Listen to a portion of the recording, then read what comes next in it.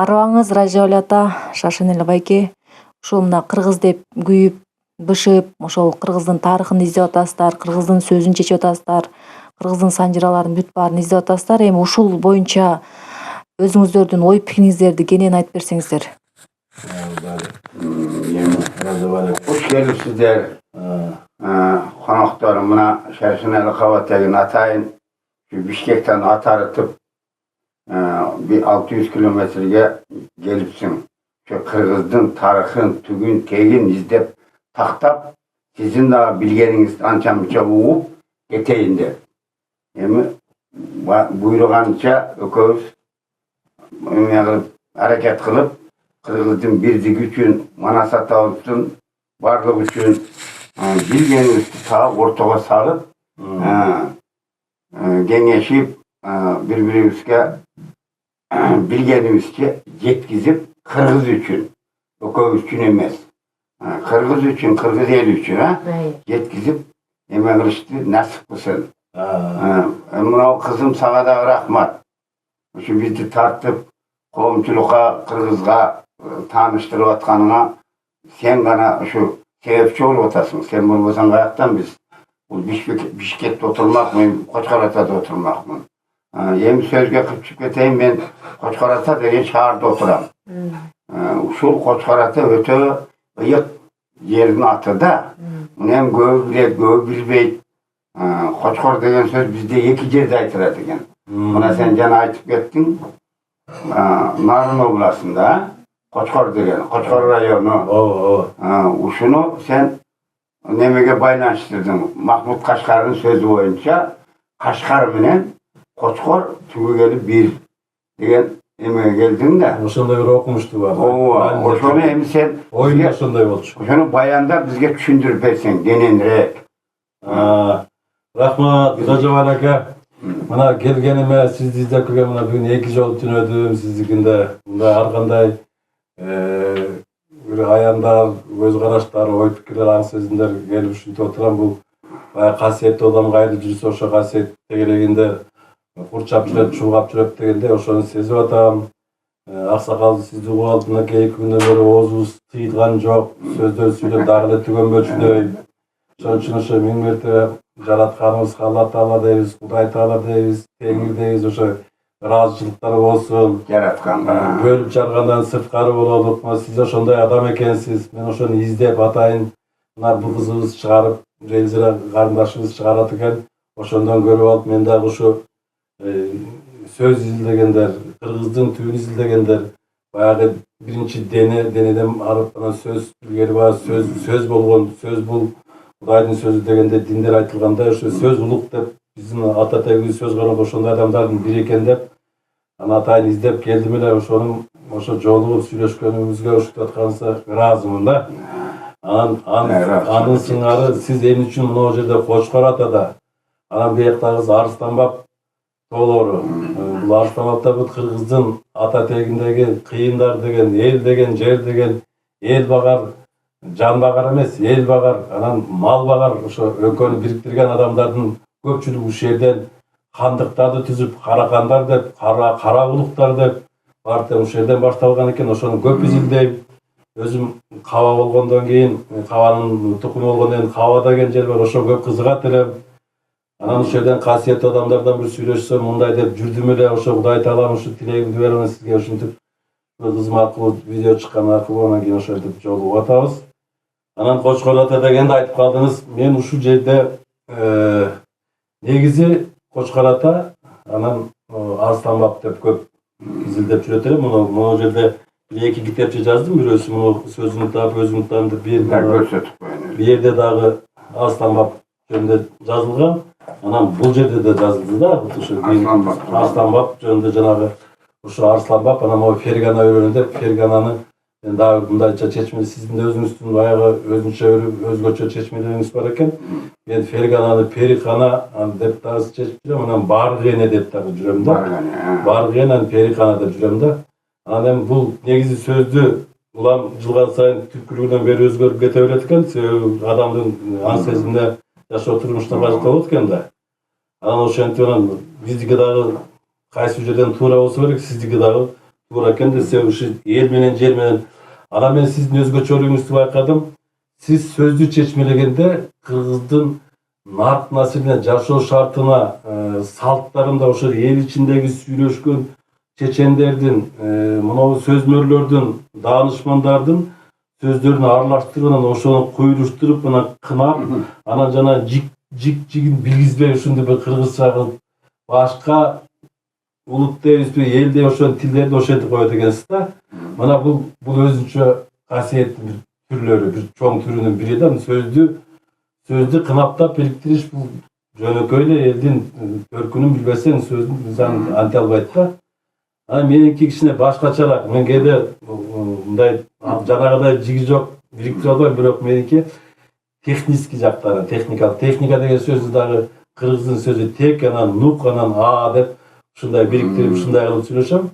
Анан а, анан б деген ушундай сөздөрдү дагы биздин бир карындашыбыз Батырбек агайдын окуучусумун дейт. Батырбек деген Батырбек ака деп коем.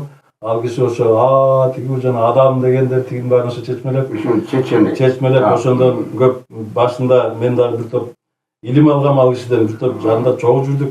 Кыскасы мен эмне айтайын дедим, мына ушу сөздүн изилдегендер, сөз аркылуу кыргыздын тарыхын, кыргыздын түпкүлүгүн, каяктан келгенин сөз аркылуу ойго жетип, ойдон бойго келип, анан ошондор Кудай Таалага ошого жетүүнүн тез, жеңил ой экенин деп түшүнүп ошо сөз билгендер. Ал эми жазуулар болсо издеп жүрө берип 100 жылдар, 1000 жылдар өтөп өткөн жазуучуларчы. Себеби алар бизде кыргыз дем үчүн жазбагандардын бири себеби бул ой, сөз ойго чыгынан сразу жаратканга дароо эле биригип калат экен да. Ал эми жазуу илиминде мен дагы кичине айла жоктон болсо элге бүгүнкү шартка жараша жетсин, маалымат болсун деп элечи. Муну туура деп, бул алтын казык эмес, буга байланып калба. Бирок маани болсун, бир сөз боюнча көкүрөгүңө котуп жылып кет деген аркылуу бүгүнкү шартка деп жазган нерселер да. Вот ансырандай ошондо Кочкор ата деген ошондой ыйык жер болот Кочкор деген бул башчылардын кийинкилердин азыркы мына жети катар асман, жети катар жер дегендей жетиликтин башчылары ушу Кочкор дегенден болот экен да. Анан сиз Кочкор ата дегенде турасыз, бул жерден башчылары мынакей Арсанбап атада ушу кыргыздын ата тектериндеги хан дейбизби, бек дейбизби, касиет дейбизби, баардыгынын башында ушул жерде сөөктөрү жатат. Муну изилдешибиз керек. Мына азыркы президент Садыр Жапаровдун да жана Бирназар деген атасы ушул жака коюлган. Ошол эле Камчыбек Ташиевдин аталары да ушул жерде коюлган. Кыйылтан бар, аталардын баары ушул жерде сөөктөрү жатат да. Бул бириктирүүчү жер. Анан ушул жерде сиз айтып калдыңыз, Бирике деген эл бар дедиңиз. Ошондон азыр мен айтып берсеңиз, анан Бирике деген тоо деп коет экен. Ошо Бирике дегенди мен мындай түшүнөм, бирик ээге дейт. Ээге бириктирүүчү жер деген деп түшүнөт экенмин да. Кочкор ата менен Арсанбапты. Ушул жерди ээге бириктирүүчү деп, ошон үчүн мындай символикалык жагы бар да. Анан булар каяктан келди дегенде, анан даже Ферикана дегенге айтып өтөйүн дароо. Анан жана сиз экөөбүз дагы канча сүйлөштүк, детиги пайгамбарлардын күмбөздөрү турат деген нерселер бар. Ушуну көптөн бери мына китепкеде буга жазып жүрөм.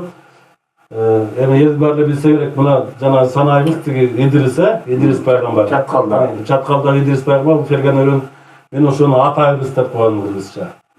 Сана ошондо Идристи ата Идрис деп коем да. Ата Идрис. Анан христианство Энох деп коет экен. Мен Агене деп коем, Эне ак деп коем анычы. Ата Идрис ошентсең ата-эне биригип калат да. Ал эң күчтүү пайгамбарлардын бирөө. Мына дөөтү бу жерде турат, а? Дөөтү бул уста, мына чарбачылык, эми башчылык башкарсын. Дөөтү колдосун дейбиз, а? Көрдүңүзбү? Ошон үчүн Кочкор жана башкаруучу деп атпаймынбы? Атка минерлер, эл башкаргандар дөөтү колдосун дейт, мына ошол жерде турат да. Ушунун түптүз Арсанбап ата менен немеси бар, байланышы бар. Анан мындай өткөндө Айып пайгамбар, а? Бул сабырдын символу, туура болсо денеси курттап, курт мерден жеп ушинтип атса, ушуну алып таштабайсың, жок. Муну алып койсом бул ачкынан өлүп калбайбы? Кой, ушу жей берсин дегенге чейин сабырдуу. Ошон үчүн Камчыбек Ташиевге сабыр тилейбиз, Садырга сабырдын түбү саратын дейт. Бул ошол. Сулайман. Кудай сабыр. Сулайман тобуз турат. суунун башы Сулайман дейт. Бул ак буура деп коет. Ак буура менен суу экөө бир бууракан деген сууну билгизет. Бул өзү буудан ыра болот дейт да, буудан суу болот деген сөз да. Мына ал жерде тиги турат. Ноокатта жана сүйлөштүк экөөбүз ноону ката турган деп өзүңүз айттыңыз. Мен да ошентип ойлойм. Ошо ноокат деген бул нук, анан бул нук түзүлгөн жерге башка түзүлгөн суу аркылуу нук келген деп, анан ага дагы далилдер ар жагы Апшыр сайдан суу кандай келгенин тиги Идрис атанын кызы болгон деген дагы сөздөр бар. Ошондон ал кыргыз ата деген аталыш менен тоодо Нук атанын, Нуктун, Нойдун ошо күмбөзү деп мен ошондой деп эсептейм да. Анан 6-чысы Азирет Али деп коет дети Кадамжайда. Анын накта жери Шахимардан деп азыр Өзбекстен карап калган. Шаймерден бул деген. Анан буну жанагы жигит бири Шаймерден деп Манасты дагы Шаймерден колдосун дейт.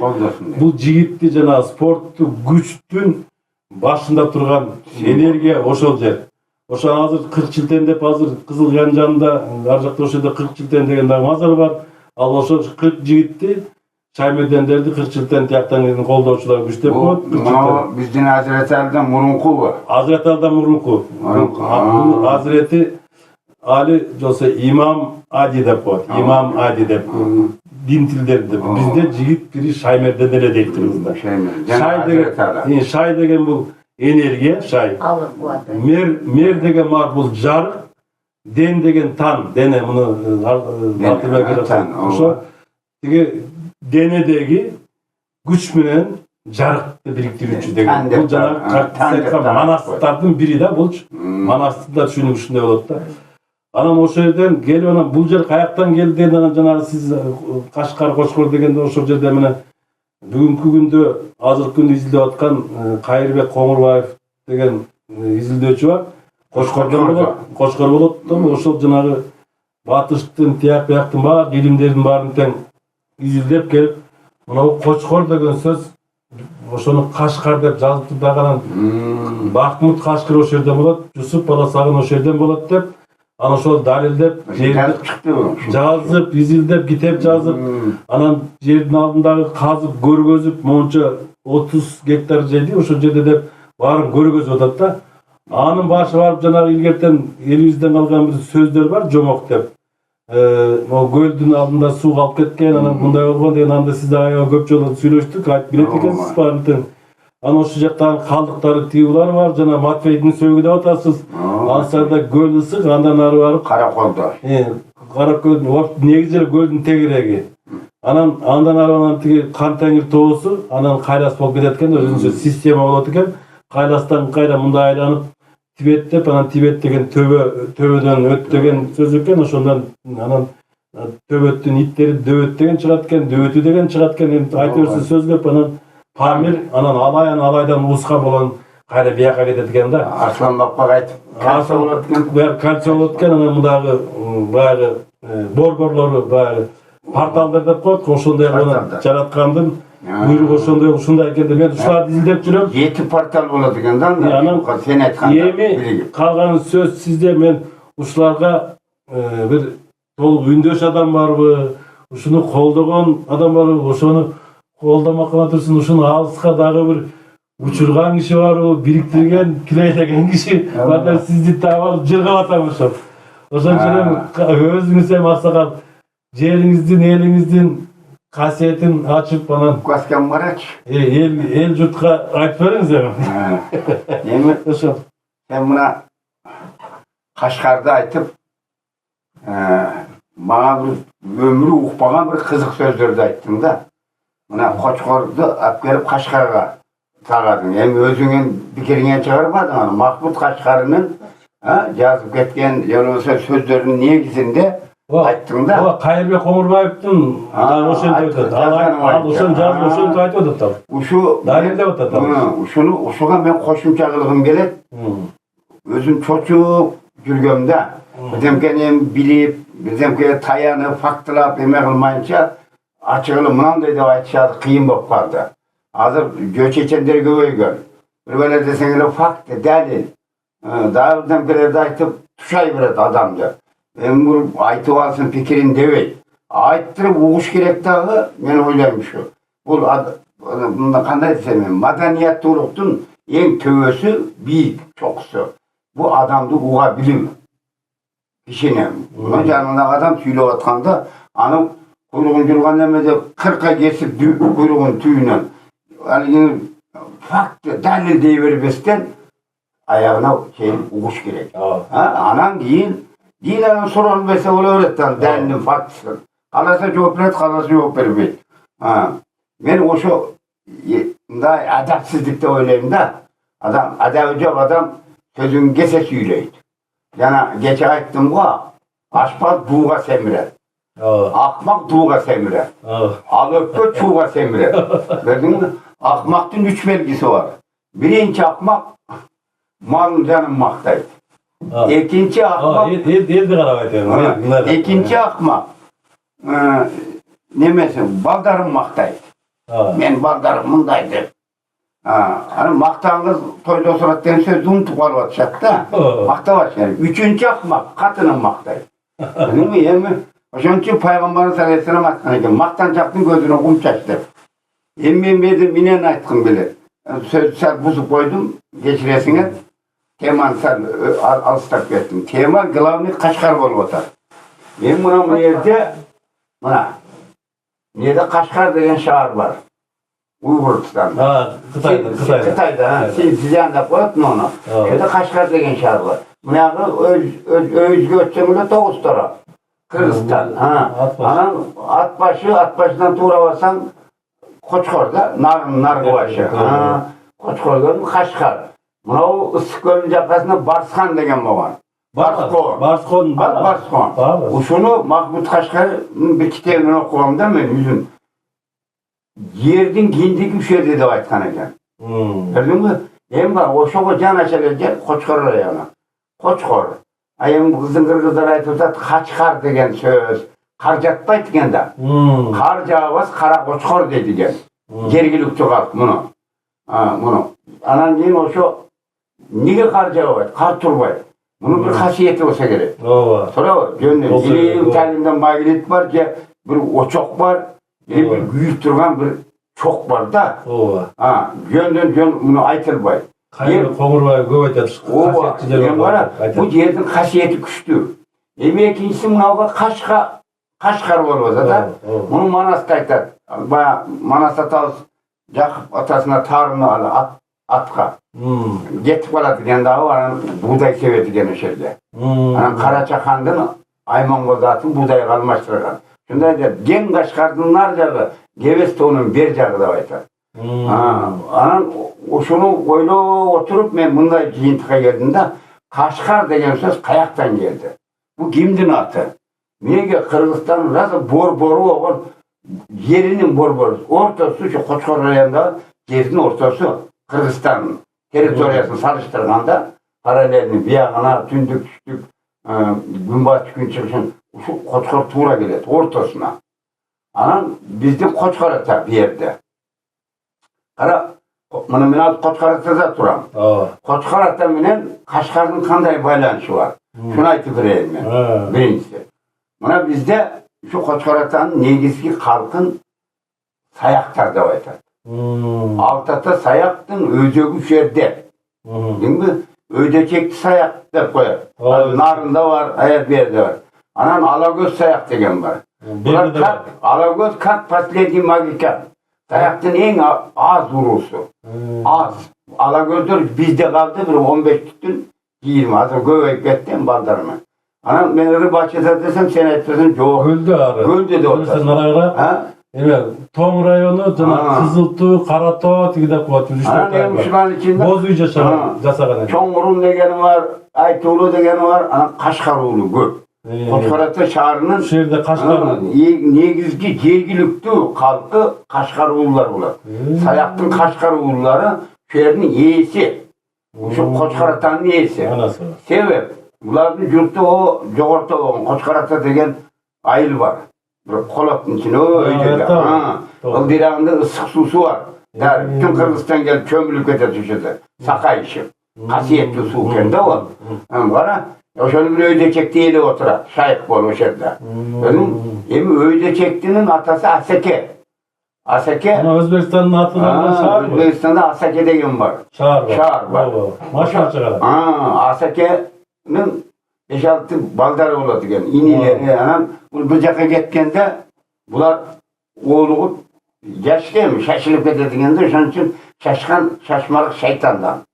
Şaşkan kız ergece öptür, ergecesi de eteğe gelecek. Atası gelince çegüyle gen tam kana. Anan gel Asake kapı oladı gen. Bir gün çıdasınlar bol boy bu. Yaxşı iş kıvapsınlar da açışı geretkende en tövbesine çeketken. Asake de özüm tam basın. Anan keyin Cenab-ı Baldara, ağa tuğanlarım, gel kaçıp köpte Kırgızda. Ant biz oğurup kaladı, kaçıkta olsa. Bunun atı özümeyen öyde çekti oldu bu dedigen. Hani bölüp söyleşip. Asake atı şundan ölçüp, çağrının atığına kaldı, öyde çekti. Yani kiliçki atı, lakav atı saklanıp, o uruluk namı ölçüp etti. Bunun narında var öyle çekti. Kadın kalıgırçı Atavuz'da öde çekti o an. Öde çektiler. Kalıgırçı Cuma'da mı hatta? Öde çektiler, hüküm söylegen, kilodu şok, buraya söz vermegen. İşte Tavsırı'da da var. Hükümüne kalk bulat bular. Sayaktın içinde bular hüküm bular. Gene Asake'nin baldarı. Gördün mü? Buna Kaşgar'a geliyor. Kaşgar var, Kaşgar'da o da. Bu mine degen söz. Gimdin namına verilgen bu. Onu gördün mü? Manasa Tavsı'dan aittim ben. Buğday pişerge. Attan Aymango satıp aldı. Kaşka degen söz geleceğim. Kaşka bu Kırgız'ın kalmaktaydılar. Anam yana yemen kinosu var la. Yana Süleyman çok var. Bir kinosu var. Oşanda da o Kaşka'nı aytadı da Kaşka kanday desin benim? Tanımal degen söz de Kaşka. Tanımal degen. Attın Kaşkasınday tanımaldık. Kaşkanı yaşır albaysın. Hiç kaçar. Gördün mü? Kaşkayıp görünüp durat. Kaşkayıp görünüp durat deyip. Kaşkaygan çındık deyip. Kaşkaygan çındık. Kaşkaytıp söz ayttı deyip. Bu Tayman bastan söylegen adam dağı Kaşka deyip. Minege ol Tayman bay söyledi. Batır. Batır olsa söyley albay. Buğa benim buna Sadra Çeçen degen ötken. Sayaklardan, ısık gölde. O şoğa gelip alıyız yerikken, anda televizör, emek yok, telefon yok. Yerikken yaşları gelip anan, bu Kırgızlıqanda kılıp bölös. Kimisi kanday, münözde berbeş bir dese, ağzın açayınlar dediğinde anan, sarı kutçu yeldin jonu dediğinde. Soltoçu dese, soltu yeldin toğu dediğinde. Sayakçı dese, sayak eldin şoğu dediğinde. Anan sarbaşman bu barından joğu dese, minantes dese, eki bir toğan bilmeyen bir çağ tukum kurup bolup beteyin dedi. Şuga içimi açıştı men dedigen. Bunday bolbaydı. Şunu Sadır'a aytkan mı? Sadır Çeçen aytkan ana. Hem var. Ana Sadır'a kedip aytacak. Oo, Sadır'a. Sayak mine, jana sayak eldin şoğu. Kim şok bolar? Uyda batırgana şok bolar. Hiç kimden korktuğun adam şok bolar. Hiç kimde Tayvas'tan sözün betine etken çındıktı. Tuğrasın Tayman bay, meni öldürüp koyat, men yok kılat demey. Tuğrasını aytkandı. Batır deyibi. O şu sayaktın o şu sapatları var da, o şu sapatlarını görüp Sadır Çeçen. Anam hem göğleyle anında gütküle öğret. Hem sayağını ne kılasın aytıp, sayağını maktap ne kılasın. Çaçılgan da sayak. Eteki batken. Viyağı buna callavat. Toğuz toro, narın, ısık göz, toktoğul uyugan uyutkusu. Bütüne sayak. Büyük sayak. Hem o şu sayak her yere kantı batı olsa. Batırılığından batı olsa da. Ben bunu mine gayet otam. Buna oğlan 5 kolun salası ten emez. Kara, uşunu tengdeş gelir. Kırgız'da biz biriktiriş için buna birinden birinin öyde kılbay. Bizde bu katının dile biri albağını atkanın izini edirengden men prezident bolum, han bolum da angarangday bile. Kırgız'ın kanına singende özüyünde katında söz ötmöt bir beçere. Bücür yok bolar. Anam atkan münsene yengirengden men bileyimge düşet de. Hem karam buna kolumunda al tegizemese da kılsan buna. Tep tegiz oldu buna. Uçu da tegiz derdi. Buna bu ne kadar tegiz. Şimdi bugün işkere geldi biraz. Bu Kırgız. Bugüş gerek. Kırgız'da bugünkü günde bugüş gerek. Mana ben şu padişahımız kadar şunu aytqım keledi dem. Ben jete albayım de men. Bu nerede olsa da aytıp koyayım, kulağına jetip kalar şamaldar menen. Buna bizim Kırgızda tentek kalk yok. Ya. Ha. Ana ançam içerse tenteke ne gerek? Kamçı gerek. Öyle mi? Ha. Buna. Ne kıyıtkanız kadın. Ha, kıyılsın elbise sen de koyar kalar. Buna o varmak. Bu baş. Bu kamçıvek sadır. Buna prezidenti üstüne emez. Emadır orduna böyle geldi. Kimisi gelse dahi baş bola turgan gelsin. Eline, yurtuna, yerine güye turgan. Elge yurtqa güygen adam gelse, usul özü, Kuday özülerini harmaydı. Eldin yüreğini oşoğa odarıp koyar. Akçasымен odara albaydı. Hiç kim akçaмен odara albaydı. Ben gördüm şeyde, bu yıl akçaмен odaran degenlerdiler. Bari antarılıp aldı. Al cukkan emesti, al aram pulдар. Bana deputatların milyar pulları var. Eştegeni çeçe albaydı. Anan küç gelgendiler, biz de el şaylaganda elge camını olacak. Oşonda vakti el gerek bolup kalat. Ova, el gerek bolup kalat. Akçan jep atkanda eldin tukalat. Yaş balаны katı korkutsa, it korkutsa ne de bakırat? Apa deydi. Ata demeyi. Ana sen sırttan ayıldap, jatları kıdırıya küçün жүрüp bersen, baldarını yürüyor çıkar. Aldığına tos hızında. Ata deydi, sen bir oşonda çık, sonra apan gana deysin. Apasın gana soraysın. Başka hiç kim sorar. Baldarını soravaysın. Kant otasın da. Apan gana deysin. Apan gana gördün mü? Buna o barmak, o kır kuru Kırgızdın apası. Kutu. Yine büyüdün kutu değil. Sonra o yine büyüdün kutu. Sonra ata birliktin emez. Toңurak da, erkek kişi toңurak bulur. Böyle iyi beybiz. Bu erkek sırttın adamı. Ayal olması yine bu üydün kutu. Şunun için bizde buna hazır İranlıklar, Afganlar, başka yer, inde İranski yazık derler, anarşist degendi özünün mater boş yığılı vardır. Al Kırgız'ın ene kut degen sözü, ene üydün kutu degen, Kırgız kısqa nusqa söyledi. O zaman ene kut dep koydu. Hani Kazaklar domala kanaklı vardır. Domala kana buna men aytkan buna domala Kıtaylar adı bunday durup yarımın kara yarımın kızıl akkıl oldu da yani yan in jizin dual neydi? Buna bütün Kırgız degen sözün ungusu. Buna o kızılı kırık ağı uğuz. Ona kırık uğuz degen söz geldi. Onun kayaktan gelgen adı tak aytpayım benim. O çözülüp bedetleksiya. Kısqa nusqara kıraydı. Sonra hem Kaşgar'a geliyoruz. Anan Kaşgasını ayttı deme. Kaşga bu tanıma, batır var yok. Ar degeni bu adamın ruhu degen söz. Adam degen namdı götürüş için oşo taza, ruhumuz taza oluş gerek. Yürek taza oluş gerek. Miye taza oluş gerek. Akıl es, göz tüz oluş gerek. Kışık karavastan. Kot kimge, birel ayal kızlarımız, ben cesir çalmın, yani güzel başka yana kıyçayıp eten. Adamlarga tüz boluşumuz gerek. Halis boluşumuz gerek. O şimdi gözümüz tüz bulur. Ruhumuz taza olsa. Ruh taza olmasa, biz özümüz toңday albayız. Şunun için Allah ne de vat verdi manasqa, Kaşga ar. Kaşga. Bunda düğünüge sen yol başta uçuyor, jarık beri uçuyor. Hani Orus'ta da bir pritçe skaska var, Danil degen. Yüreğin suğulu alıp, fakir kılat koy, yol başta uçuyor. O Danil emez, o bizden manas oşo. Gözün mü? Mana oşonu Kırgızca Kaşga ar degen. Kaşga, gözün jarık, tuğralı kalıstık düğünüge beri uçuyor adam. Adam uğulu. Yoksa adam ruhu degen sözdü. Kaşga ari dep kısqa gana sözge berip koydu. Mana adını şuga dalil bütün düğüne tanıdadı Manas'ta. Sonra Kırgız'da da tanıdı. Manas Kırgız degen bir adamın atı ökü.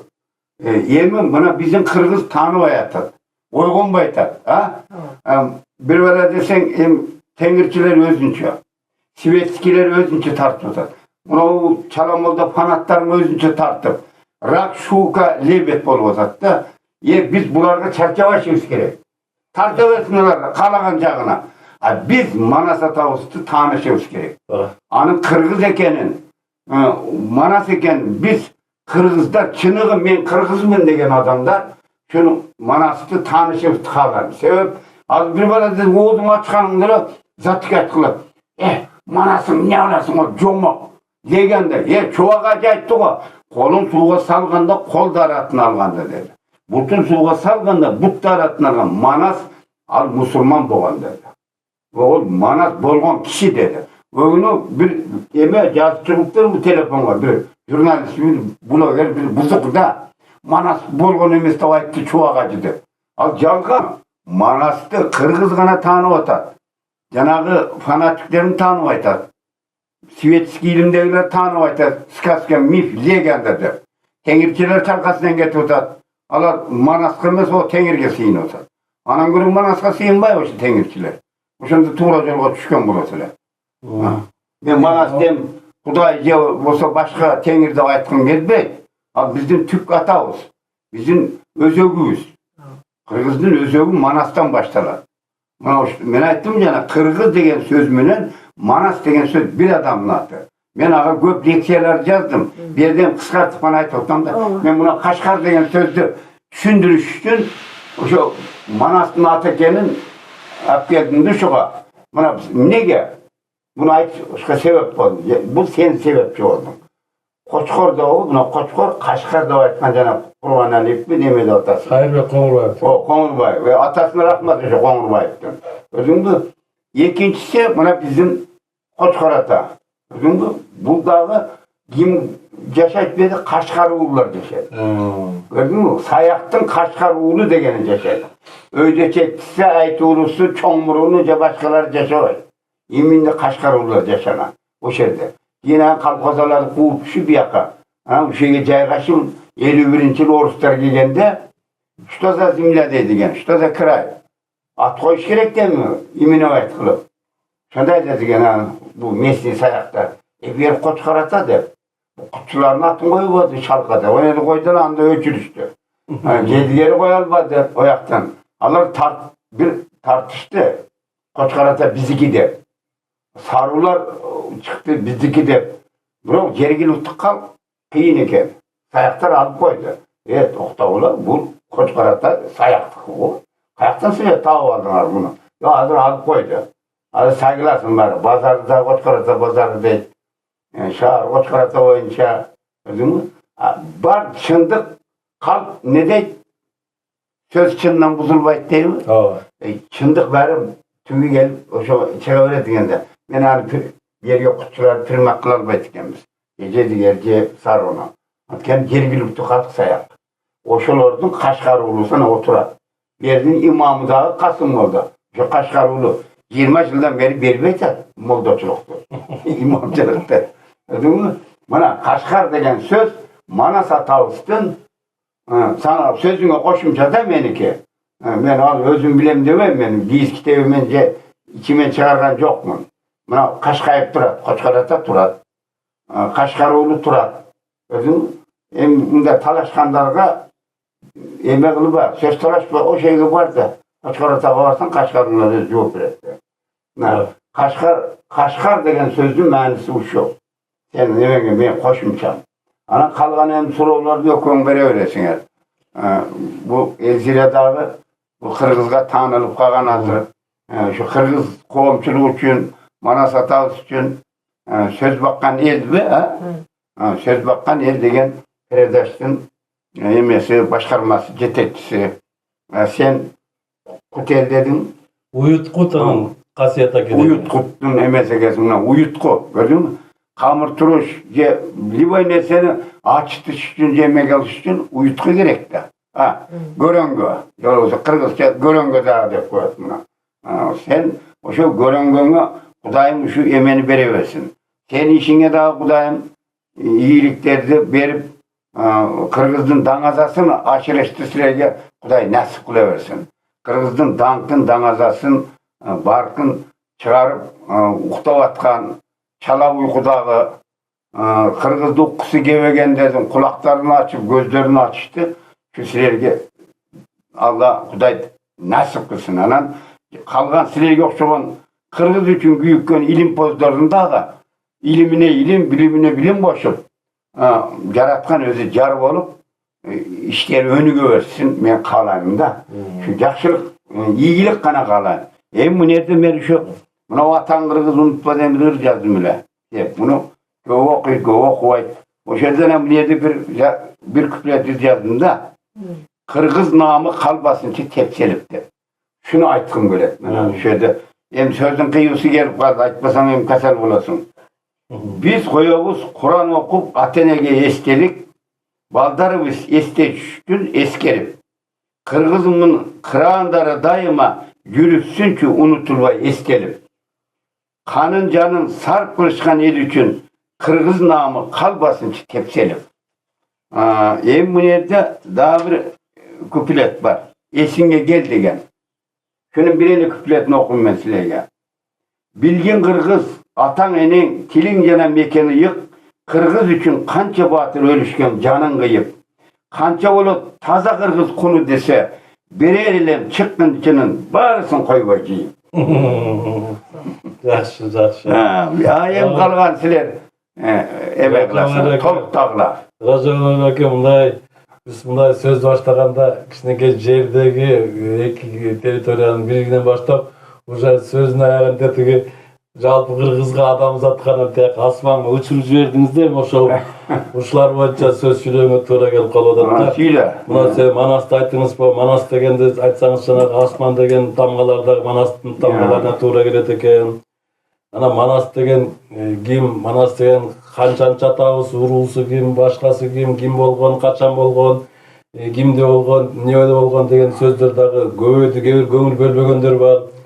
Анан кийин жана сиз ошо жерден Ари деп Кашка, Ар деген Манастын аттарынын бири деп атасыз. Мен ушуга чынында мен кошулам бугачы. Мен анын негиздемесин айтып берейин. Анелдегиле, тактагыла.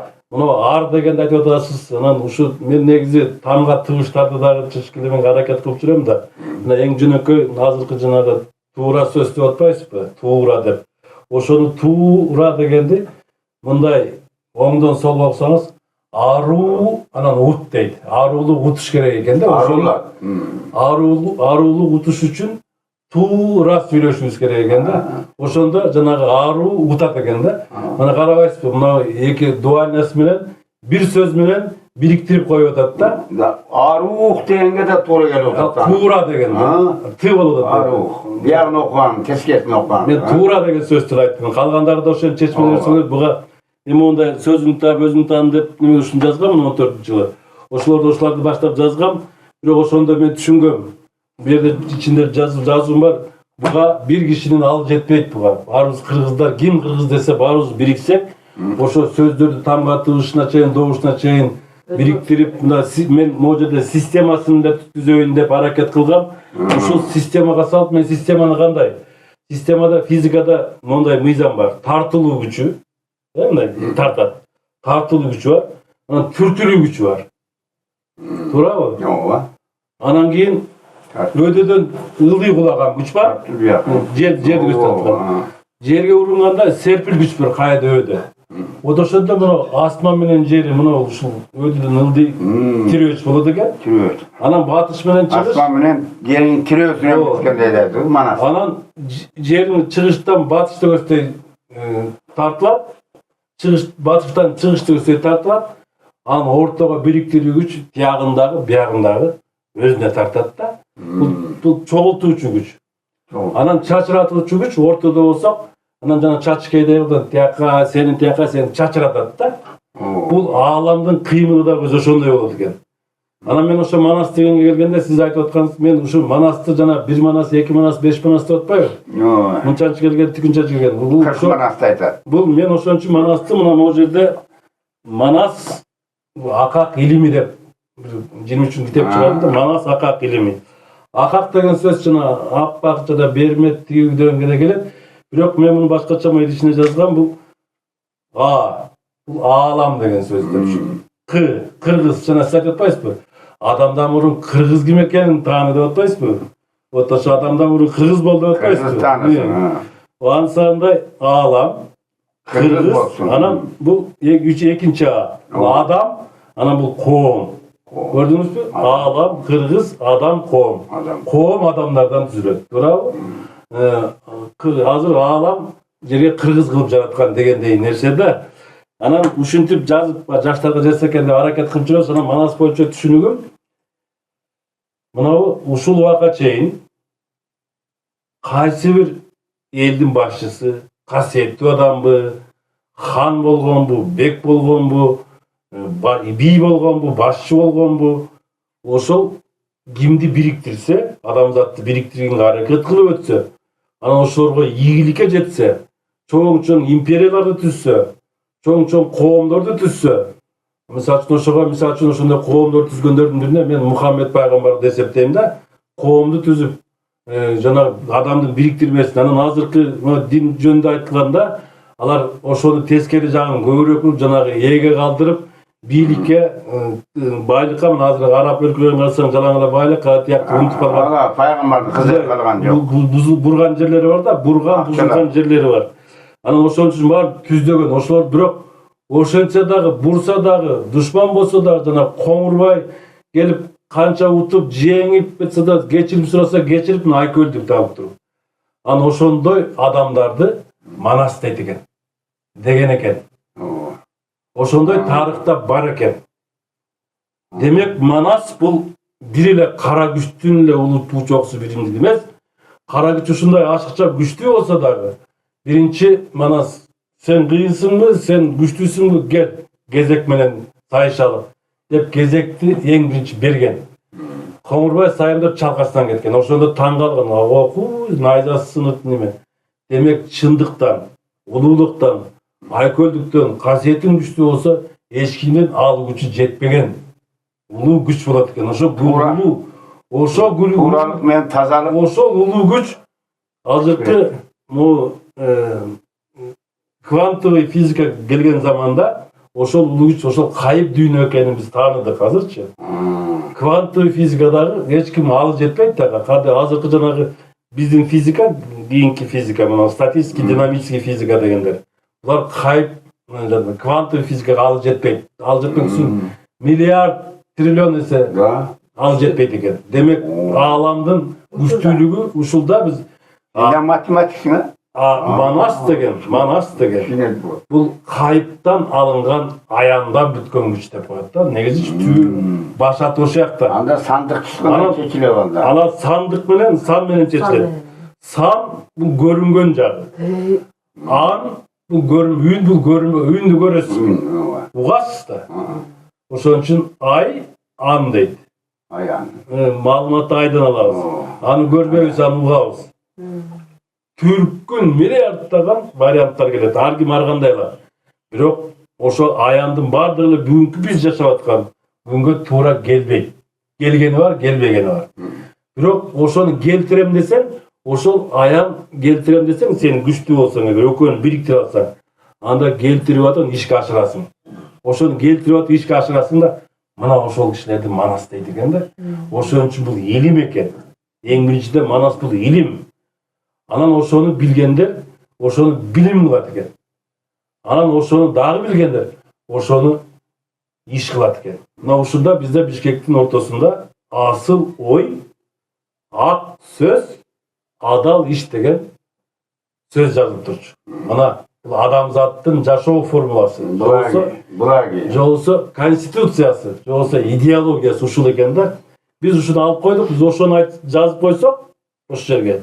Жолсо мына Манас деп азыр ат коюлду му жерге? Ушунун төбөсүндө ошол жерге ушуну жаздырышыбыз керек да. Асыл ой, ак сөз, адал иш деп түнү күйүп туруш керек, күндүз жаркырап, күнгө чагылып туруш керек да. Анан ошол жерден тияктан бул Арсланбапка алып чагылып көрүнүп турат, экөө прямо көрүнүп турат ошо дөбөдөн. Жаллабан көрүнөт, Арсланбап көрүнөт. Ар дөбөгө чыкканда. Жапаштан кадимкиде көрүнөт.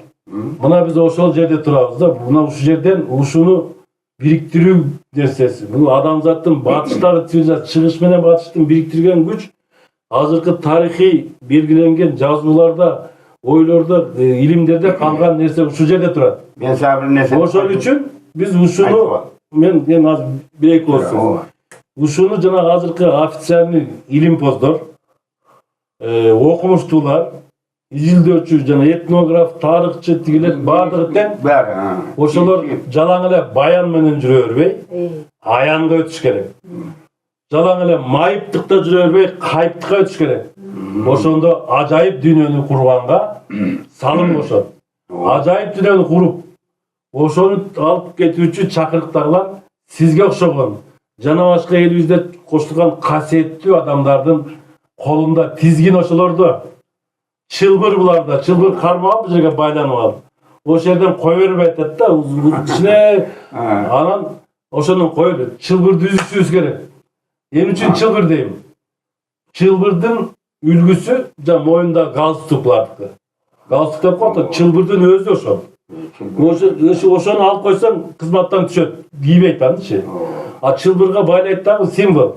Анан өй, сен госслужащийсиң. Сен мамлекет кызмат галстугун алып кой, мени Мойнунда чылбыр турат. Чылбырды шарак байлайт казыкачы. Ал алтын казык эмес, ал бок мурундун казыгы ал. Бок мурун жанагы байлыкты ошону коргогон чылбыр ал деген. Аны үзүшүбүз керек. Биякта биз үттүрүп алтын казыга байлашыбыз керек. Биз ошондо умтулабыз алдыга. Ал эми биздики тизгин, биз бурушубуз керек. Ошону жасай албай атабыз да. Мына ушундай кылсак, эмеге жетебиз. Тизгинди кармай албай атабыз да. Тизгинди кармаш керек. Тизгинди биз буларга берип койдук, атка минер кылып берип койдук да.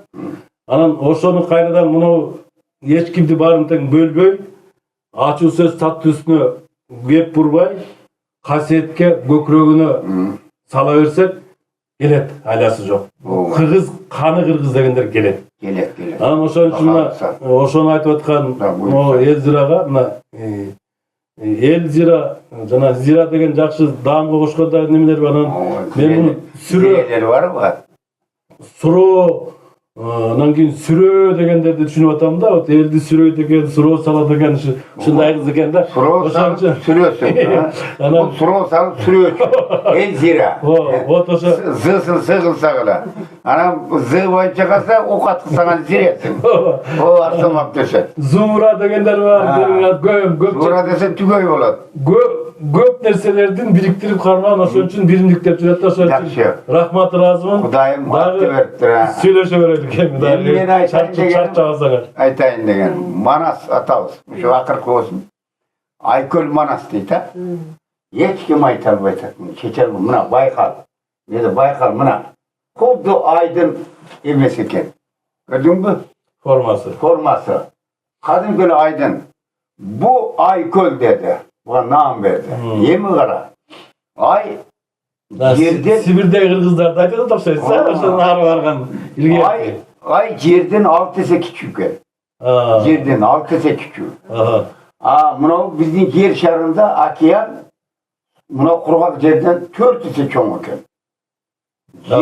Кургактык жерден океан 4 эсе чоң. Мына Ледовитый, Түндүк Муз океан, Тынч океан мына, Атлантик океан, Инд океан. Карап кой. Эми ушул жерден 6 барабар кичине ай, жерден 4 барабар чоң океанды түндөсү 1 метрден 26 метрге чейин тартат экен. Өйдөгө. Ай тартат. Жийиктен. Жийиктен тартып кайрети менен кое берет экен. Тура ай тартат. Ушул күчтү кыргыз билген. Эмнеге кыргыз Адам атадан кийинки кыргыз болгон. Бу кыргызга Кудай Таала кудурат 50 китеп берген. Ошо китептин бири астрономия, астрология, астрология деген. Көрдүңбү? Бу 3 илим. Бу 3 илим сууну, жердин астын, энеткен төштүктөгөн жердин коюн мамыктар. Анан космосту үйрөнүш үчүн ушул 3 илим китепти берген. Жана 50 китептин ичинде. Көрдүңбү? Анан ошону билип, окуп бүткөндөн кийин анан деген бу Манас атабыз Айкөл экен деген. Ай менен көлдүн символун атабызга ыйгарды. Демек, жерден 6 эсе кичине ай, жерден 4 эсе чоң океан тартып атат. Өзүнө 26 метрге чейин. Демек, берине дуальный жизнь деп коет орусча. Наукада эми силер илим билесиңер. Ушуну экөөнү параллельно теңдеп атат. Көрдүңбү? Көл менен айды теңдеп коюп атат. Sebep yerden 4 есе çoğun okeandı, yerden 6 есе kiçik ayga tarttırıp koyup otadı. Kara. Edi. Şunun için anan keyin kalıstık menen Kırgız Manas Atalısqa Kiliçki at berdi, lakaba. Bul Ayköl dedi. Ana gördün mü? Kudayдын kudreti menen anam yerde жердин ortası bolup otat. Mına Baykaldağı. Ha, mına Amerika nerede alып kelsek, bu Gondwanski sistema boyunca bu yer bir boğan, bir tutum boğan. Keyin anam bölünüp mına 6 materika ajırады. Ha mına o Alyaska mına Avustralya'dan bölünüp ketdi. Bu yaka. Gördün mü? Anam bölündü. Oşondan keyin anam bu saat çekelep kaldı da Baykal. Ama o yerin ortası boğan bu. 6 materik var mı? O 6 materik. Mat 6 ola törep koyuptur da. Mana endi qaray. Oşu Baykal bu da kasiyetli kölde. Dünyada bu kölde köl yok. Bu taza. Tuzu yok. Endi bu kusta buğa düşüp düğün tekşiremde. Çıkıp öyle Fransa var ölüp kaldı. Bir şu kan gel. Şunun içinde. Bizim yanağında vadalazlar, Orus'un vadalazları, Sovet hükümetinden düştü 12 tası. Onlar da ölüp kaldı. Ayttırmadı, aytalbaptır mineni görgön. Yürek düşüp. Gördün mü? Kudayga makul gelmedi, ayttırmadı. Bu Ayköl dağı Manas'ın simvolu. Manas'ın hasiyeti berge bekilgen. Hani Gurulov degenden, "Что именем твое Байкал'e den kitabı var da, oşonda yazıptır. Nurgunan deydi, Nurgun Batur. Bu, o sakalardan batırı da, sakalar bula sayaktar. Bilin mi? Bu nerede sıhhati alil, bu nerede sakalin, bu nerede saka, bu nerede sayak degen su var, hani z'ye kılıp koydu orada. Sayagi. Bilin mi? Uşular biriyip gelip, Manas'ın emesini neyde düşündürüp oturdu da Baykal'da. Al, şuların atası şu, sayak dev atkanların atası. Nurgun Batur deydi. Mınau Toğlok Molda'nın sancırası boyunca Kavran Üşün deydi. Üşünden ana Kazaklar gitti. Kavran'ın altı ulu boğan. Eştek, Katagan, Esed, Dösöt, Kıpçak, en akı gencesinin Nurgun deydi. Nurgunan deyip koygan bizden. Nurgun degen söz bu Norgıyan degen söz ekan. Mına Noruz tosu otawusqa, oşo Noruz degenden en bayırkı aytılışı Norgıyan. Anam Nurgunan bolup atalып kaldı. Bizde köp ayakları attın kunanını sarıştırat eken ana. Kunan menen Nurdun kanday baylanışı var? Hiç baylanışı yok. Biz bunu Norgıyan desek, Nor degen tüpkürden degen. En tüpkürden, terengden çıktı degen söz ekan. Kıyan degen ruh. Oşondan anam Manas Atalыс terali otadı. Anam oşon yük eydi küttü deydi.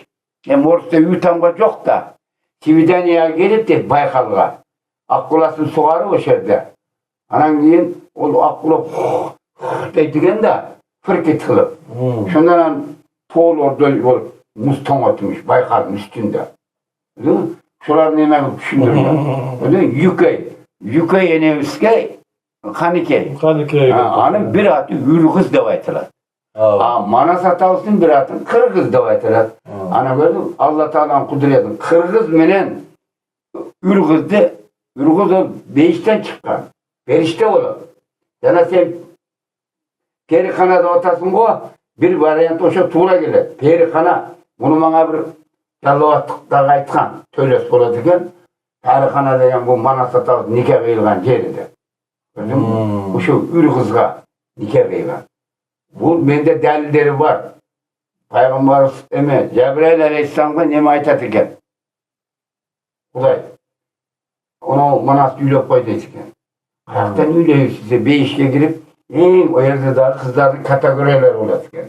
Akıllı pası her türlü oladı eken. O bərleri yıkma oydu eken. Kanda vap çıkıp nikah kıydı. Nikahını kim koyat degen de sen koyasın degen. Anan ökülata kim bolat deydi eken. Свидетель men bolom dedi. Gördün mü? Manas Atalыс nege kasiyetli? Bunun sebebi Cebrail Aleyhisselam fariştelerin en çoğu 4 farişten nikah kıygan.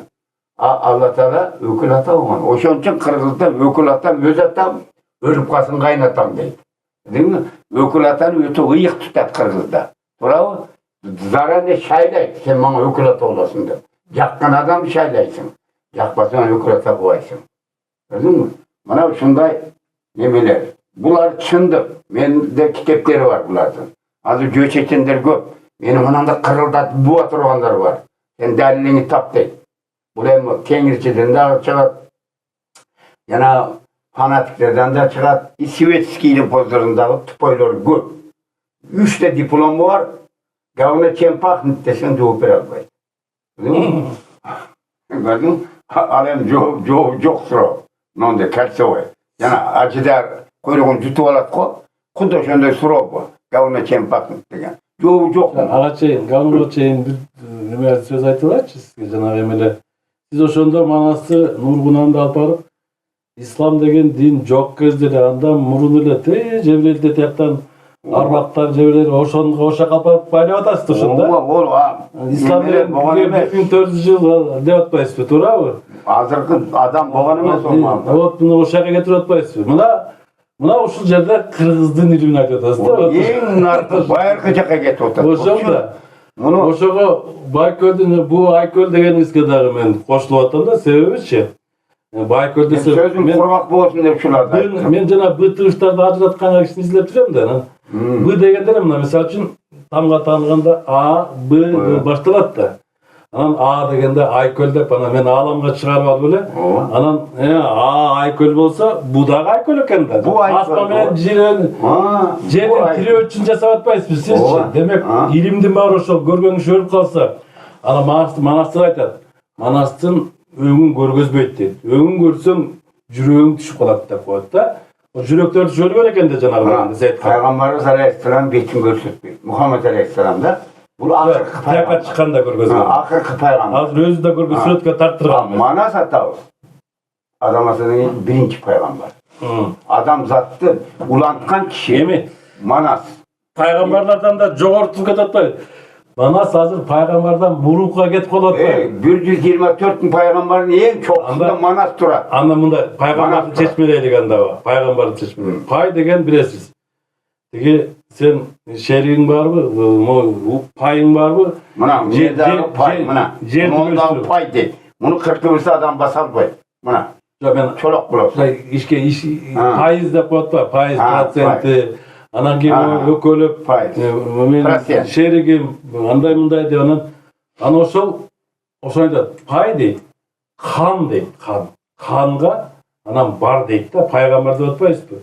Демек кандагы бүткүл бардыкка баарыначы, кандагы баарына ошого биз пайлап, ошого биригип жашагандардан, ошонун үлгүсү болгондордун бирөөлөрү экен да андаларчы. Баарына кам көргөн. Баарына кам көргөн. Кам дегенде кам көргөн. Камкор. Кан дегенде кандан алган, канындагыны деген сөз да ошондо анда получается экен орусча анын деле кыргыз экен да. Алтайда камлания бар. Yo men bunu 10 yıldan beri kakşak atam. Peygamberler Kırgız'dan başlattı. Kırgız'dan törölgön. Peygamber de şunun için çeçmele koyduk. Bana Yevreyden peygamber çıkan emez. Benim onu deldi birem sizlerge. Evreyin özü Kırgız olsa. Arap'tan çıkan emez. Peygamber. Sebep. Atası Kırgız alır. İsmail Aleyhisselam'ın atası Eme. İbrahim. İbrahim Nuh'tun uruğu. Nuh Kırgız'ın 12. balası. Kalenası. Biz Ergan'ın altı sanağın oşlarda ayttık o gümbözdürü bir yerde de. İyi mi kara? Bunu Yevreyler'de bu Acereceviz'den taradı bunu Arap'tan. Yevrey'dikin İshak değil. Alsayrakan'dan. Sara eneviz. Sara eneviz bu sarı oğun eken. Sara. Ben Sayrakan'da koymam. Yok Sara degen tuğra gelir. Men hadi kançası çaytan dedi. Sen bari yoksa Kırgız kılı öğretsin. Sarı deseniz sarılar çıçalaydı ne bileydin yeni sırıp koydum. Ya.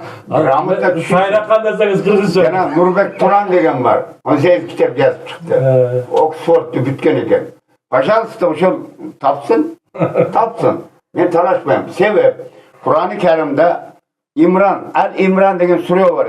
4. sure. Açsan 67. ayetinde aytadi. Abraham deydi. Evreyde emas, Hristiyan emas. Hristiyanda emas, Nasarada koydular. Abraham deydi. Yevdeyde emas, Hristiyanda emas deydi. Dinin dağı, ulutun dağı. Koşpaydı Abraham'da alarga. Dinin dağı. Ulutun dağı koşpaydı. Al Hanif deydi. Hanif. Al bizim Kırgızca tapdımını atın. Hani tuğra yoldağı, tuğra dindeki adam da otar. Allah'ın pirama elçisi. Pirama elçisi. Sebep Abraham, İbrahim Peygamber Allah'ın söyleşken. Hani dostum degen. İbrahim Halilullah deydi. O Halilullah degen dostum degen. Akkan dost. Kuday'ın akkan dostu İbrahim. İkinci dostu Musa. 40 gün söyleşti. Üçüncü dostu Muhammed Aleyhisselam. Akırık peygamber. Al varıp 90 bin söz söyleşti. Miraç günü. Bana 3 de peygamber asıl. Kırgız. Ha, ya üçeten Kırgız. Ama Kureyş'te otasın o. Ha, hani sonra Emre'de hoşan Kureyşler yer adin yer ağken. Buğdağımız eken. Bir Araplar belerlerken. Gördün mü? Bir Araplar öyle Kur'an'da. Kureyş deyim şirke girerik. Şu sonuncusu men şurada sizlere. İçine düşünüp verdik. Yer aşığın kesi öğretin. Bunu Kureyş deyim kuruş degenden alıngan eken de. Kuruş degen kir degen şah bolgan eken. Kir degen şah. Bunu Midyan degen өлкөдө, Midyan degen Kur'an'da Hristiyanlıkta var da. Var. Oşonun bir padişası Astyak degen bolgan eken. Emin tilerin жазуусу боюнча укканымды айтып атам, Astyak деле кыргызча чечмеленсе керек, ага көңүл бөлгөнү элекмин азырынча. Saat gezip. Ошо мына Памир Алай тоолордун аркы бетинде ошо Ирандын түндүк жагында жашаса керек ошо Astyak. Tegeren. Империя ошол кезде алар Мидия, Лидия, анан Сарды деген 3 чоң империя болгон. Ассириядан кийин Ассирия болсо опять же кыргыздардын жери болгон, кыргыздар баскан. Ассирия деген Ак Кирия деген, Ак кыргыздар деген сөз болгон экен. Анан сыга алмаштырып, анан жанагы сыны эми тамагын изилдесеңиз көп нерсе чыга берет. Анан ошондо Астиякты ошо жерге бери тоонун түбүндө жашагандар. Анан биз сиз Ханиф деп атпайсызбы? Ошо ханбыз деген эме бар экен. Биз ханбыз деген эл болгон экен да. Padişahım vardı Arabiyada. Анан ошол тербагы жерге дыйкан чалыш болгон экен да. Булар ошол жерде барып тамак аш, буудай эме керек болду барып эле тоодагылар келип тартып алып эле анан алып кел деп жыйнаган алып кел тоого алып кете беришкен да. Азыр деле тиги Алайдан тияктан кетип жылап кетет. Yapmaz hazır dele tonu. Hazır dele Мен tonu. ошону угулап таң атаңыр кыргыз депчи. Анан ошол эми кой. Муну кичине тууган кылып албасак болбойт деп анан баягы кызы бар экен. Кызынын аты дагы бирдеме аты бар таңыр. Жана сиз жанагы Маниса дедиңизби, Маниса дедиңизби? Manisa Sayat Napasov. Бирдеме деген кызы бар экен. Bular Napasov. Ошону берет экен. Ошону эме коем кайната болгон титибе деп анан ошол жакта калат. Анан бир күнү кызын күйөөгө бергенден кийин анан баягы Астияктын жанында жрецтери бар да, олиялары. Анан бир күнү эме түш көрөт экен Астияк. Анан түш көрсө, түшүндө кызы заара кылса дейт. Бүт баарын тең баягы ордосун баары каптап кетет экен. Зааранын суусучу. Илгерде сийликтеп койгон да. Анан сүйгенде ордосу менен каптап кетет экен. Анан кийин коркот экен да, анан эртеси баягы олиялар могу түшүмдү чечкиле. Эмне болот десе. Ой, жаман болуптур. Ошо кызың төрөгөн бала сен бүт ордонун баарын басып алып коет экен дейт экен. Астияк жок кылат экен да. Сенин ордоң ошол алат экен дейт экен. Анан эмне кылышың керек? Не билеси? Кызыңды чакыр. Ошо төрөдүбү же эмне болот десе, кызын чакырса боюнда болот экен. Анан мейли атаң көрдү. Анан ал жанында Гарпак деген аскер башчысы вазир болот экен Астияк. Анан төрөлөй деп калганда сен баргының дагы бала төрөлгөндө өлтүрүп туруп анан мага далил менен алып кел деп баягы жиберет Гарпак. Анан кетип баратса анан кийин бир чабан койчунун үйүнө туш келип калат. Туш келип калса анын аялы төрөп, баласы өлүп чыккан болот. Деп анан арбасы эле тиги төрөгөн болот баягы кызычы. Анан оюна жана аянын бирдеме келе берет да. эки баланы алмаштыр дейт. Өлүк баланы тигилен. Өлүк баланы Европаны алып келет да анан Көрсөтүш керек. тигине өтүп анан мынакей. Жанагы эми чабанга жанагы мисалы үчүн Манастын жана 6 жашка чейин айтылбайт. Анан жана ош бурдан чабан койго айтар дегендер эми ушер жон ушундай бир төп келет десеңиз жанагы кирмененчи. Анан ошентип алып төрөлөт, атын Куруш коюшат. Атасы Камбыз. Камбыз. Биз Камбыз деп атат да, кандан жаралганбыз деп. Аны Камдуус. Камбиз деп жазат экен тигилерчи. Мен Камбыз деп атат. Мен кыргызча эле коюп алдым мен атынчы. Анан ошентип төрөлөт экен дагы. Анан ошентип чоңое берет. Тигин алып келген унчукпай калат. Анан бир алар түздөгү жерлер. Жана бизде ушу жерде жайында тоого чыгышат экен. Жоксо балдарын ошого балдарын ошо мисалы Мухаммед пайгамбар деле кичинекейинде тоого жиберип атпайбы? Мен анда кыргыз дегеним ошол да. Анан тоого жиберип экен, анан ошо бир 10 жылдай болсо керек. Анан тоого бир 10 жылдан кийин келсе баягы белки олиялар жана базирлердин балдары да келет. Биз тияктан хан шайладык. Биздин каныбыз пайда болду. Хан шайладык дейт экен да. Вот өлөдөн кийин чакырып туруп анан Астя тигине эмне болду деп Карпактан сурайт. Чыдымдайт, эмне болду десе, ушундай ишне болгон. Сен анда аны өлтүрөпсүң да дейт. Биз 10 жашар бала канчалык анан Манаста жанагы оштургор, койлорду неметип анан коюн жеп антиминтип анан балдарды коркутуп балдар анан канча болот эмеспи? Калмак кокчу. Жок, ошондо балдар канча айлайт да тигин жана 10 жашындабы, 7 жашында. Тигинде точно ошондой болуп атпайбы? 12. Ошондо болуп атат. Тигинде 10 жашы деп айтылат да. Анан канча айлап алса, анан баягы ойлорлордун кайрачы болот, ай, мына акмак мындай болуптур. Не кылышым керек эми деп анан баягы ойлорлордун сураса, Астияк. Жанагы түшүндөгү аяны аткарылыптыр да. Кайра жакшы болуптур эми бала эми кам болуптур. Кийин кам болбойт эми көргөн түшүң аткарыптыр эми жөнөкөй башкара бер дейт. Ал аткарыптыр сен эми болуптур эми балдардын колунан эмне келет сен бүттү деп мынды күнөөлөбө деп коет да. Ошентен дагы 10 жыл өтөт 20га чейин. Антип чоңоет. Анан бул эмен ошо Камбыз деген ошо тоолуктардын башчысынын баласы болот да.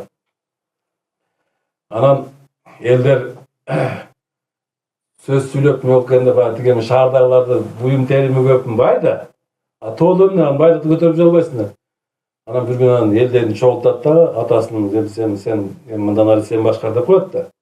Анан элдерин чогултуп анан аябай заставить этип мажбурлап катуу иштетет да. Жерди айдатат, эмне кылат.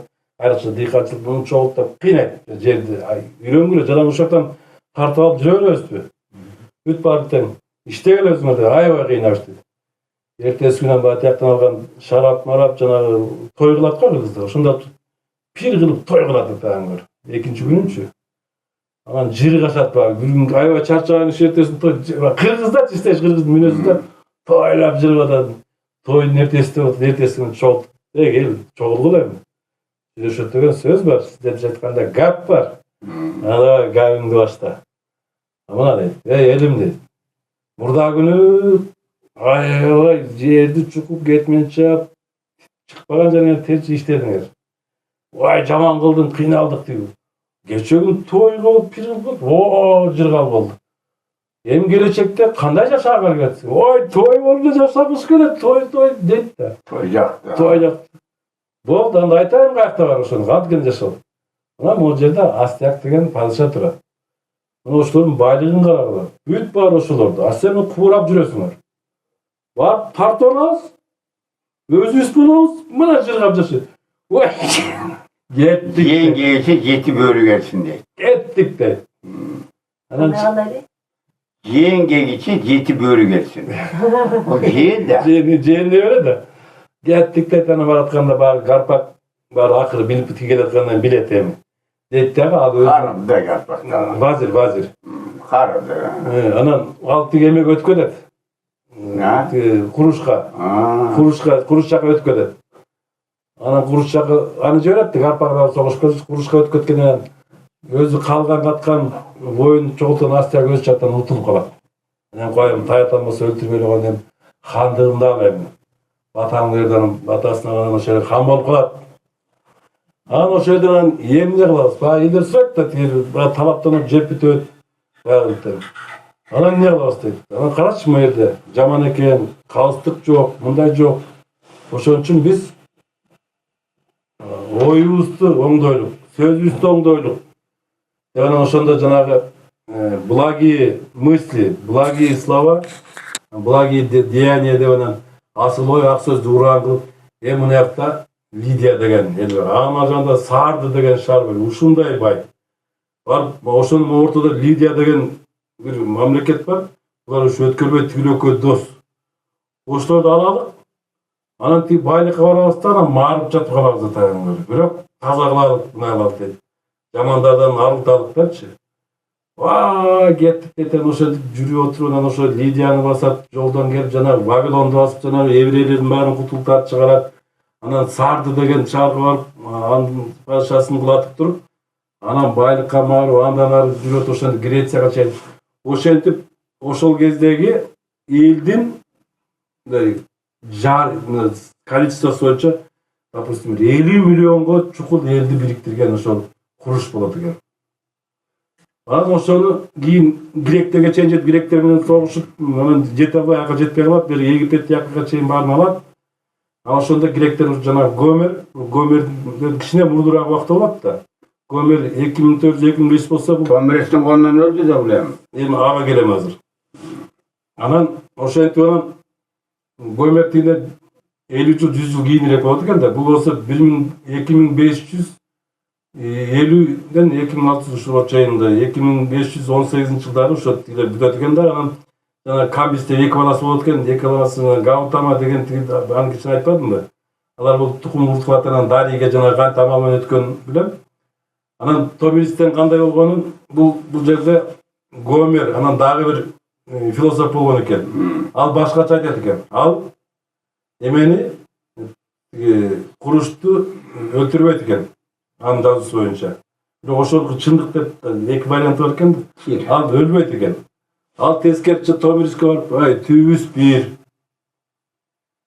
Сен мага күйөөгө чык. Анан бир келип баштап, бир келик дейт экен.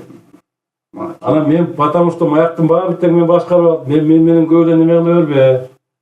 Десе Томирис дагы бияктан алар тоолуктар да. Анан биздер мурун тоодо жүргөндөр, балаң шаар көрүзүп ошол жерден кызыңды шаарга бербей дечү эмес беле? Ошондой мен тигилер эмне дейт деп болбой коет экен. Анан ачуусу келип, андай мындай кылып анан керек болсо басып алып дегенге чейин жетет экен да. Бирок тигилердин айтуусунча кайсы бир эмесин баатырын жиберет экен. Жиберсе ал жанагы Баласын жиберген дейт. Ал Томирис жиберген баласын. Тигил деме. Кирбе. Кир. Дагы айтылат да. Ошону жиберип анан ал барып жанагыдай атаңа мону башты кесип, мону атаңа алып барып көргөз, канга тойбой мынакей ушундай төөсүң, экинчи келбе деп эскертип берген дейт да. Элчини Саган Турбаева. Эми ойлоп көрсөңүз, ал детигинде кылып туруп, ал өзү кыргыз болсо, тет жактагы дүйнөнүн баарын тең басып келсе, анан кийин барып анан ошо келип эле Томиристен талаада жүргөндөрдөн эле утулуп калса, логикада туура келбейт да, потому что навык көп да. Тиги согушта талаа менен согушкан, талаалыктар кантип согушкан? Алар тикеме мындай кылган эмес да. Жекеме жеке чыккан эмес. Тактика башка, тийип качып, жанагы ошондой кылып. Ит уруш дейт. Ооба. Анан ошондой болгондо аны утула албайсың. Мисалы үчүн Аксак Темирди ошончо уталбай койгон да. Вот ансынада ошондой вариант да бар экен да. Буга далил бул муну жанагы Аристотель, Македонскийдин устат Аристотель эмени ошо курушта айта берип, муну пири кылат экен да. Анан мен ошонун жерин баскан жерин баардыгын көрүп, мен ошондой болом. Мен ошо мүрөктүн суусу кайрылышы ошо өлбөстүккө барам деп анан көмүр тутат экен. Мен ушундай немеси да мындай. Мен кирмин. Мен ошондоймун депчи ошентип жатат экен да. Өлдү да. Анан ошентип келип, анан өлбөйт. Бирок ошондо келип Пасаргада деген шаарда ошонун сөөгү коюлган жери бар экен. Ошону келип көрүп, көрсө кээ бир жерден алтындар талап кеткен дейт. Ана ошону тостуруп, ана сөөгүн кайра аябай катуулап кайтартып, сөөгү жок болсо эмнеге атпак эле? Ал бар деп далилдеп, анан ошондон кийин эч ким тийген эмес дейт, турат дейт да. Алтын алып Бирок тийбейт. ал менин оюмда анын сөөгү ал жерде эмес. Баягы манас сөөгү кайерде деген сыяктуу эле анын сөөгү мынабу биздин жана Шаймерденде. Ошол жерде күмбөз бар. Ошол жерде Шаймерденде. Ошо жана имам Али кирдики. Düşeriz дейсиңби? Шаймерденде. Мына. Шахмарда мı биздин? Азыр Өзбекстан кылган Кадамжайда. Эмеге берген арендага 49 жылга, сарп бербей койду бизге. Акмабаев берген. Эмеге? Акмабаевка Донузбек берген. Орозбек. Ана экөө дос болгон да экөө чогуу жүргөн. 49 жылга. Экөө гаплаш болгон да, мындай шегнелеш. Гапты чогуу жүрүшкен. Эми ошондо сиздер ар жака кетип калгансыздар. Эми Арсланбап менен Кучкарата боюнча айтсаңыздар. Темадан. Мен темага кеткенде ошо менен байланышта жана эми кир дегенди түбү каякта болгон. Кир деген ошол каяктык болду дегенде ал дейт Аншан деген жерден Акман деген элден болгон деп айтат. База болгон. Ана Аншан деген ушул жер. Анжия. Аншан деген эл. Түпкүлөрүбүз ошол жакта болот деп айтылат. Анан туура чөт Анжия. Анан ошондон жана Периккана тиги деп ушул жактан баардык ушул жерге болот да, борбор ушул жерге ошого келе атабыз да. Вот ошондон тетияга чейин бириктирген. Ошол бириктиргенде бул жерде жанагы Манастын дагы бир мындай үлгүлөрүнүн бирөө чыгып атат да, тетияга батышты баягы Кырымга, анан Урумга деп атпайбызбы? Урум десе, Рим десе тиги биз Италия жок, үрүмчү ал деген, чыгыштагы үрүмчү. Урум дейт ошону илгерте. Ал деген чыгыш жакты бириктирген. Ал жанагы Кытай уруусу Кидан тиги деп ал жактагылар 5000 жылдан аркы ошол жакты бириктиргендер аларчы, ошол жака чейин. Анан ошонун Кытай дегендер ошонун Кытайлардын өздөрүн Кытай дебейт, ханзу дейт аларчы. Хандардын изи, хандардын кулу деген сыяктуу сөз да, хандардан келген из деген сөз. Анан ошонун башында Кытай уруусу турат, мына могулар, Кара Кытай деп. Анан кийин ошо Кара Кытайлар менен тиги төбөйлөр, ошолордон кеткендерин жанагы арабтар менен согушкан таласта кошот. Ошентип кыскасы биригүүнүн эмеси ордосу ушул жерде турат да, Арсланбапта. Мен ошон үчүн айттым аны. Ошондо Анжиян деген жерден Акман деген элден дейт. Акман деген элдин түүлөрү Аттика деп коет Платон ошол кезде Сократтын убагында Аттика деген падышалардын тукуму деп жана Атаке, Асаке дегендер ошол жерден чыгат. Платондун аты Аристокл болот. Платон деген бул Абыл атам деген. Абыл ата деген аксын үстүндөгү эмешеди ошол жерде. Абылетин деген айыл бар. Аксын бер жагында. Ошонун ары каласы каскан жерде ошонун Абыл атанын эмеси бар экен. Күмбөзү. Мына ушинтип мен буларды тарихий изилдегендерге айтып атам да, бизге жеңил сөз менен айта беребиз. Потому что биз кыргызбыз да нукура. Кыргыз жеңил эле сөз менен оорлоштуруп байлап ташка салып албастан сөз менен айтып ошентип жеңил баарын жеңил желпи жакшысында жаманында жеңил желпи көтөрүп алдыга умтулуп аткан октой чагылгандай тез жүргөн эл болгон. Азыр кагазга жазып алып, антип алып анан кийин такалып байланып туруп калдык. Эми ошондон чыгаралык деп жараткандын күчү менен азыр мына интернет пайда болду, анан цифровизация пайда болду, квантовый илим пайда болду. Эми аткан октой учушубуз керек. Кагазды как маалыматка таралабыз дагы, аерден жеткен ошентип сөздү өстүрүп, өнүктүрүп, анан оюбузга боюбузду жеткирип, анан ишти кылышыбыз керек да. Мен ушуну жана ушул дагы Манастын иши, манастуулук, Манастын үлгүсү, Манастын мурасы. Кирде деле бул Манастык акыл эске жетип турду, андайча айтканда элди жерди башкарып теңдик алып келген хандар. Демек Манастык жогорку эс менен жашагандар да. Жана 40 улуу кыргыздар деле барып жогорку эске жетип атпайбы? Ошондой да. Ошондой да. Ошону айтып атпаймынбы, жанагы окшоштугун таң каласың, жана 10 жашында келип балдарга падыша болуп шайлап, анан жана жамандардын барып жолойлорду жең. Тарихилер, даныйлар да болот. Теби бар аны. Ошону изилдесе болот. Мун жана Фирдаусини изилдеш керек. Манасты жомок дедирбей, мына далил бир кылып. Фирдауси деген пир добушу дегенде кыргыз болгон алдар. Бирок аларда мына бабам сонун айтат экен. Бай мурун сайыс убагында биз кыргызча орусча тил менен жазчу эмес белек. Ошол калып эле биз эчтеке жок калбадыбы деп айтат да. Асыңарда ошол кезде ошо элдер мына Иран эли булар манастырда айтылат го тиги жана айрыкча Бүй Мариям эже ошо Индиядан тиги манастын Каныкейди айтат, булар ошол жактан болгон деп айтып калып эмеспи кээ бир жерде. Анан жана кийин кимде Тажик менен Иран бир эл. Ирандын 30, 40, 50, 60% Кытай, Индия менен аралашкан.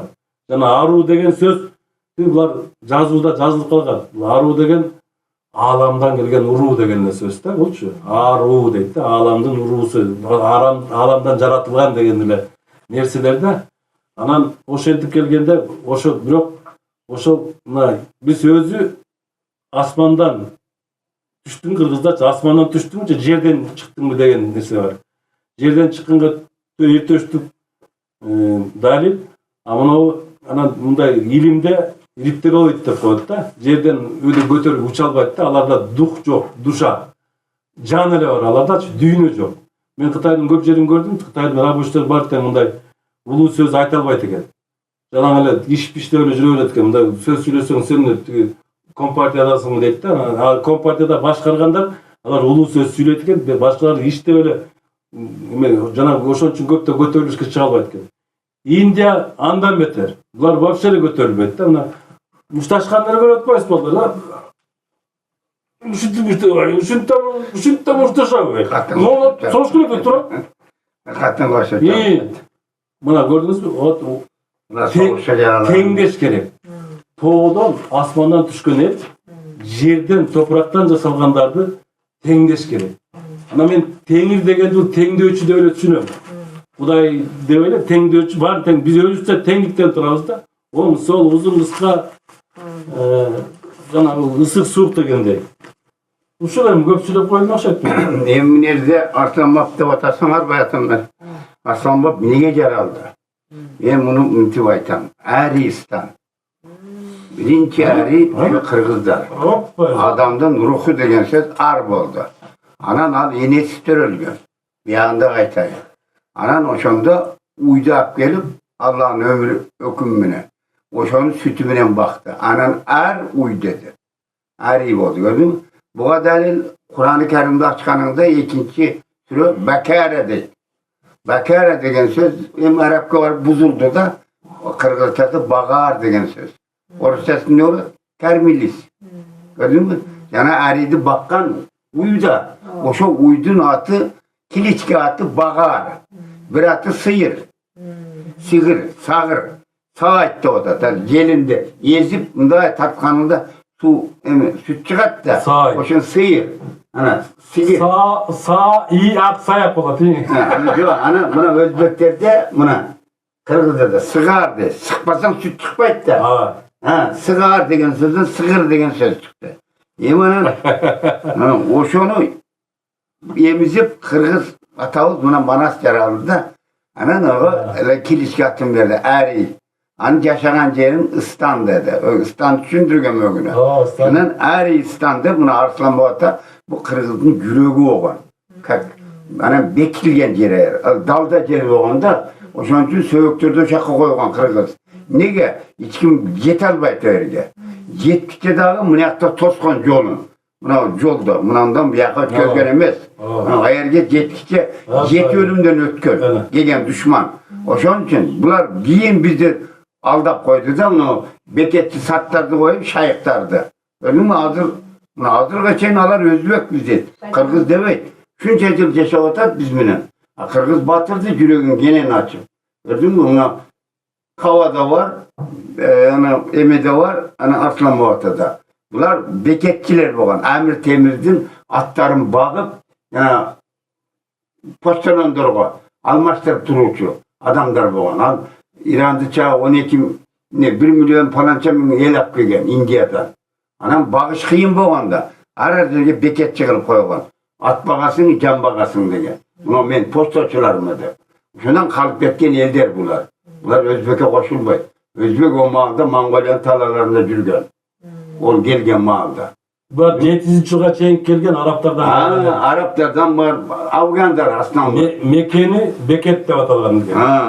Ana gör. Em buna oşoğa bir Kırgızlar bayağı bir mundus aş verdiler aytdı da şu Moldova'sına kança çıktınız 85'ge dedi.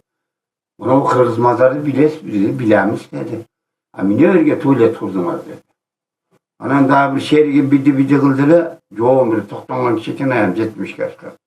Siz aksakal dedi şarkıratma, kiçi şarkıratma olur mu? Hayır gemine tuvalet kurdunuz dedi. Şu gün Bekir Ali'yle toktaklar dökürdüm. Bir almaştıravuz dedi. Bir koruk bulat, düğünlük dedi. Bilmem, hükümet şunu. Şunu Ayağlan Sarakan деген ne var da? Oşo Kırgızdı düğünlük kavanıçı, düğünlük sıyırmat kılıp bile turgan çoğun Mekke deydi de, çoğun acı deydi de. Birinci şirgi Nukura kava usulda. Tüp kava. Oşo Arslanbap şu yerler öte çoğun emek aylanır. Ayan var, moğday, köş emeler düşet deydi, 5-6 Kim жазып mı? Sarakan demiş. 41 gündük dilek kıldık demedik bile. Ben kavanı deyin düşündürüp veremez. Bunu okup vereyim. Kırgız geri Aristan. Arslan Baba Şata dedim. Bu Baba Şata degen dağı adam atam 12. atı eken. Kiliçki atı. Yani ben daha bir vaktim yazıp koyam. O Aristan degen dağı 7 eme yazdım. Lis. Parak. Yana statya. Ama onu giyin peçeteyle. Ben bunu ırdığına kıskasını okup koyam. Aristan Manastın sıfat atı. Yaralgan ıyıkkandan anın zatı. Yaratkanım göğüylep kağlavanan ençiledi bizge uçun ulu attı. Bulansın da Kırgızımın ulu zatı. Yelin yerin cana dinin saktasın dep bir özgöçü aru dep el yarattı. Buğa dalil köp kitep bir özgüvü yalgan yerden yazmadım men bu saptardı. Köp maktolur salavatlar bolsun sağa Manaska. Kırgızga. Çeksiz şükür bir özünü o yaratkan. Ya, birinci Allah Teala'na. Belek kılıp bizge verdin ıyıkıstan, atın koyup unutulğuz Aristan. Elim Kırgız saktap geldik unutbastan, kaytalangız ıyık yedin atın koyup Kırgızistan. O şimdi doktor. Ben o şeyde bir kişilik nersini aytıp koyun da tamam. Hoş keteriz bir nersini. Siz adam ata da atasızlar. Anan ben özüm bizde Tavuslar okulam arkalıktır koydu. Dep koyçu da biyak kancalık deydi. Tündü düşükte bölçü emas. Arkalık kancalık. Kancayan arkada bölçü. Yani arkalıkta özünçe nemesi var ya, mas konkoy dep koydular al. Tura besbübü.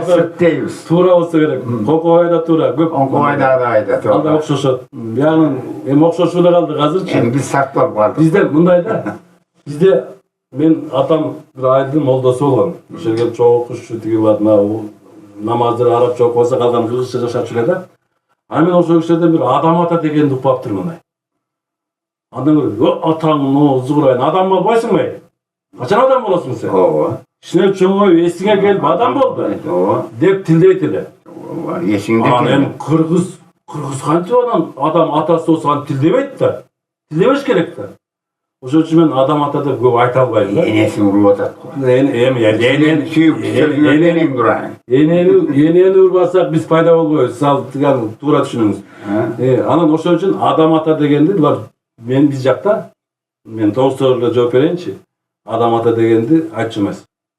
Adam bala taң no zıbrayın dese. Aytarat. Kaçan adam bulasın? Esine gelip akılın var, esing yok dep aytar. Es деген tüpten beri saklap kelgen kazına akıl var. Akıl деген gününkü işletүүчү nerse. Tüpkünü esinde saklaydı. Yani göngül degen. Ana şundan el es degen söz var. Kim esteydi ama? El esteydi. El esteydi. Al jana galagrafiya degen söz emes bu.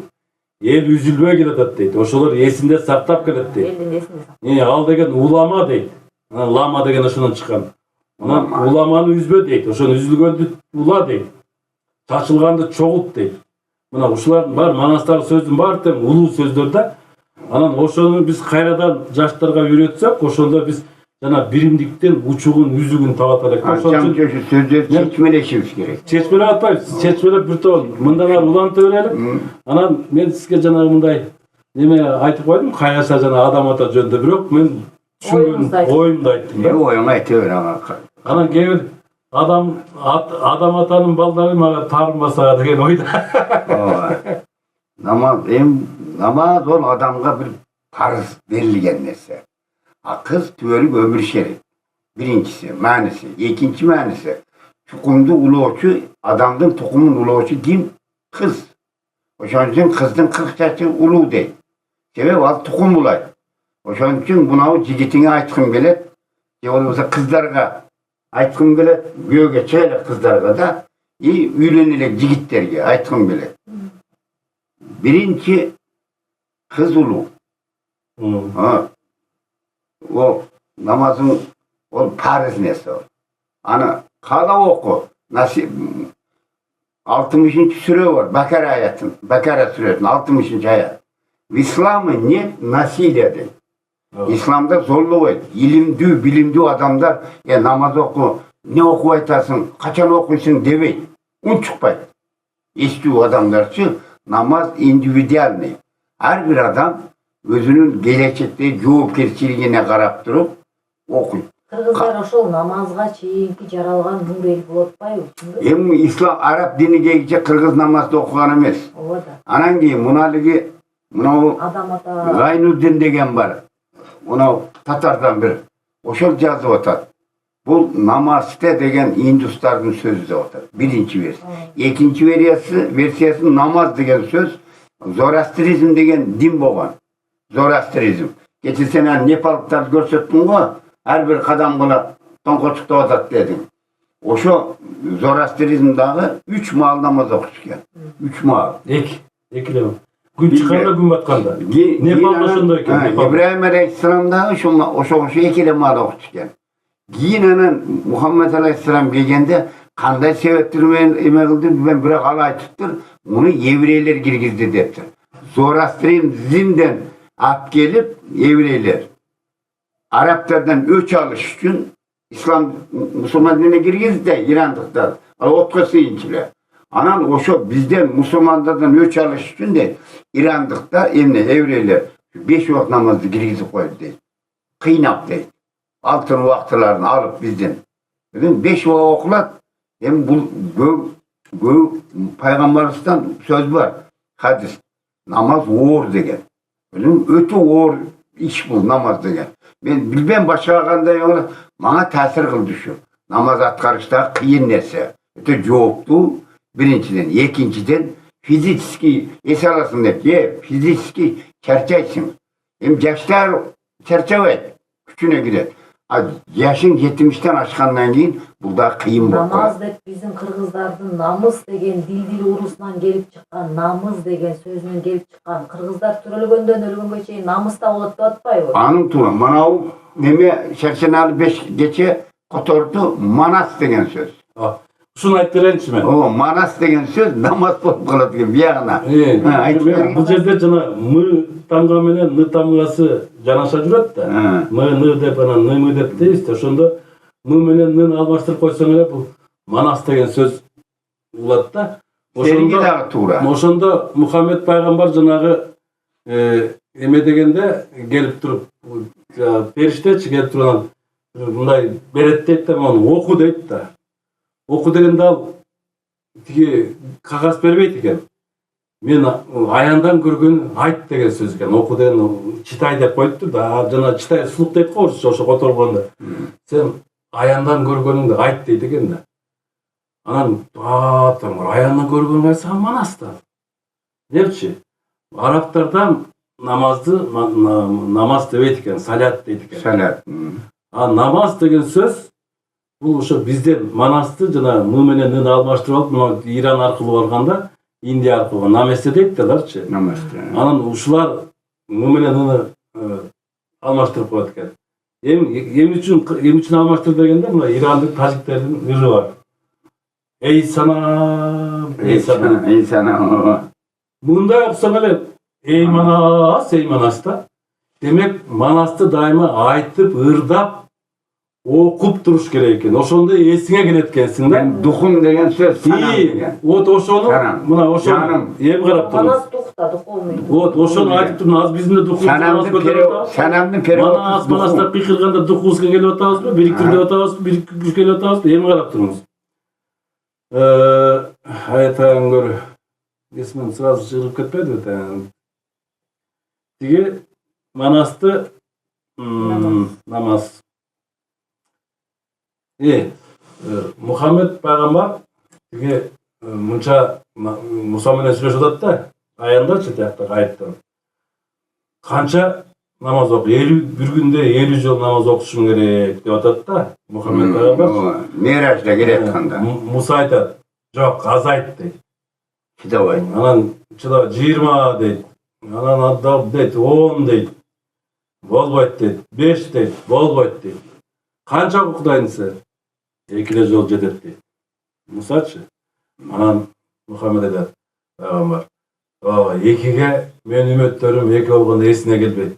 Мен 5 жол, 5 вакыт парыз кылып биргизем. Bunlar uyalam dedi de girişte. Анан себеби азыр мына биз азыр мурун манасты көп айтылбай башка жака кирип кеттикпи?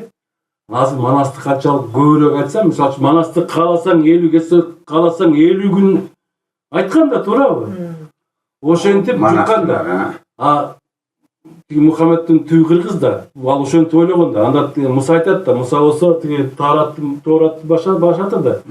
Чарба деген бар, эл деген бар, баарына болсо иш кылбай калбайбы? Tuğra Алар жана азыр бейиш эмес, сен ажайып дүнү эмес, майып дүнү жашайсың, иш кылыш керек деп атат да, жетишпейт депчи.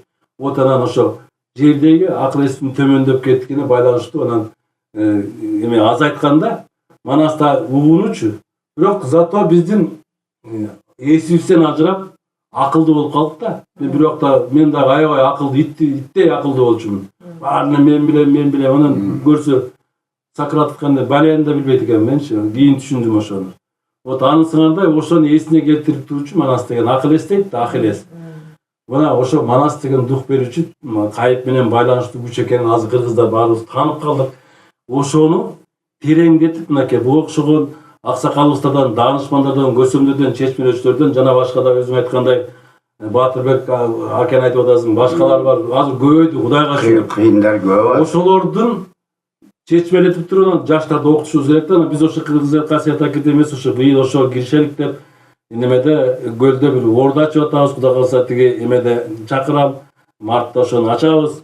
Открытиясын кылабыз. Ошол жерде булар сөз болот, турмушта болот, жана чарбадагы болот, жана көркөм сүрөттө болот, кийизен жасаш баардык нерселерин колубузда билгендерибизди жасап чогулталык деп атабыз. Практикалык ишке өтөлүк деп атабыз. Ben azdan. Ойлоп, баянды сүйлөп бүттүк. Аларды азыраак сүйлөп, көбүрөөк иш менен бекемдейли. Кыргыздын салтына, наркына ошо иш менен бекемдөөсүнө ошол жерге келбесек болбой калды деп ошол ого кетип атабыз. Бирок ага чейин келип аксакал менен сүйлөшөнүн дагы бир сөзүн айтып коеюн. Бир эле кош жана токтоолдук бир кишини айттыңыз го, бирөө аябай сүйлөйт экен деп. Ошондо таап сүйлөшүш керек экен. Ошондой айтып туруп анан Мелис Мураталиевге буга айтып, мам катчып айтып туруп, анан кийин бирип келсек болбойт. Hazır ben bir nesi aytıp koyan şey daha. Buna o 5 kitap düşkön asmandan. Özü 105 değil. 100 kitap şu Manas'a düşkön eken. Yani 50 kitapta atan bu. 100 kitap adam zatka düşkön. Şunu 50'si Manas'a düşkön. 50'si hemen bölüngön. Adam hatta İbrahim Aleyhisselam şunu bana Biblia'da otata bu ilimlerden uyası degen söz eken bu. Anan o çok Türkçe bölünür. Zabur değil. Ha? Toorat birinci. Yok, Zabur. Davut Aleyhisselam'a çıkıyor. Ha berek de. Davut Aleyhisselam. Evet berek de. Ya naragırak ol. O Süleyman Peygamber'in balası. Ova. Atası. Birinci Toorat. Süleyman Aleyhisselam'ın atası Davut bulu. O şoka Zabur çıkıyor. Al. Haligi ayaldı öldürüp, erin öldürüp sululuğuna kızığı. Alış üçün yerin öldürüp koyup peride frontka düşürüp yönetip. Anam uşağı ölgüçü emek var. Orozu tutkan çerezde Kudaydan geçirim sıra. Oşunda savur ver degen. Şundan zabur boldu. İkincisi Musa Aleyhisselam. Bu Tuğra diyor. 40 yıl cüzdü. 40 yılda da Tuğra yol tapmadı. Minege Al 40 gün söyleşip geçe sinet olsunda.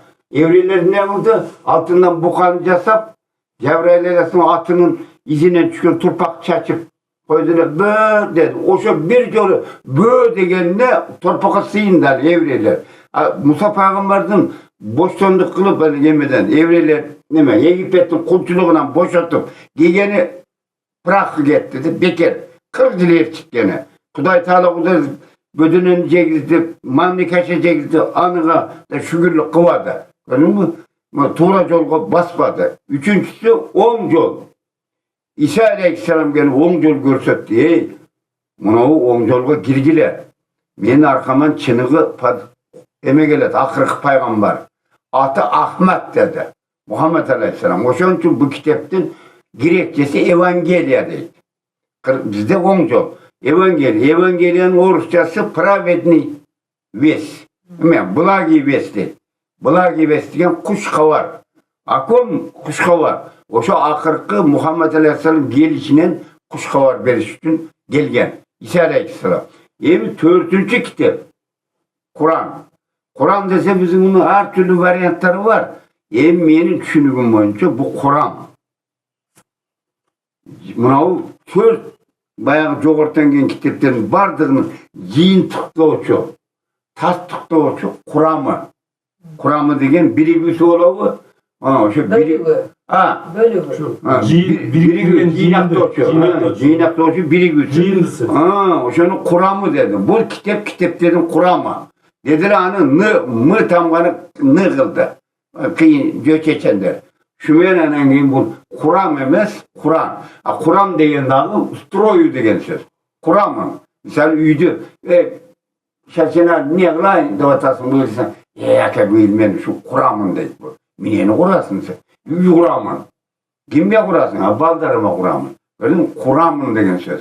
Bu Kur'an'ın güp. Mnoga granı yalı. En kemi 8 granı tapsa olur.